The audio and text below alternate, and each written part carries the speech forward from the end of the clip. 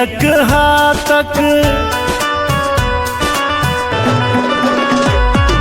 तिल गुड़ खेबै मैयक हाथक भोरे भोरे आई नहे बैया मिथिला के पाबन खूबे मन भावन तिला सकरैत मने बैया तिल गुड़ खेबै मैयक हाथक।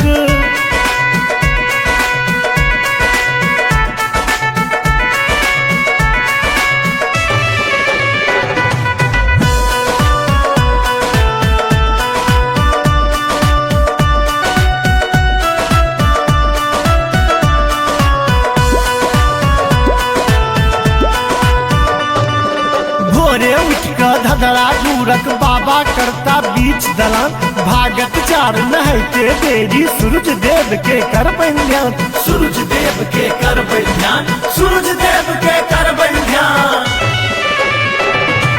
पूर्णी पोखर नहा क हम एबै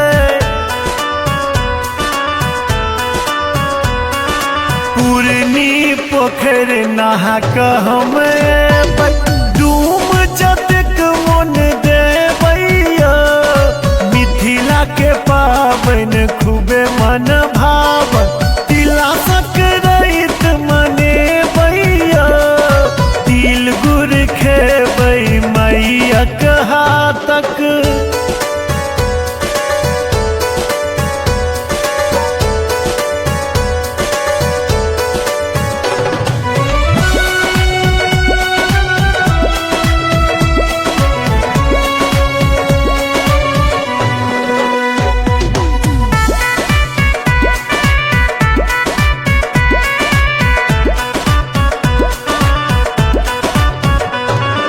धिपले भी पल खिचेर तई पर कर कल घी के स्वाद बेजो तरुआ बनते आई खमहौरक तिलवा लाइके रहते जो तिलवा लाइके रहते जो तिलवा लाइके रहते जो। सब मिल सबटा भर भर थारी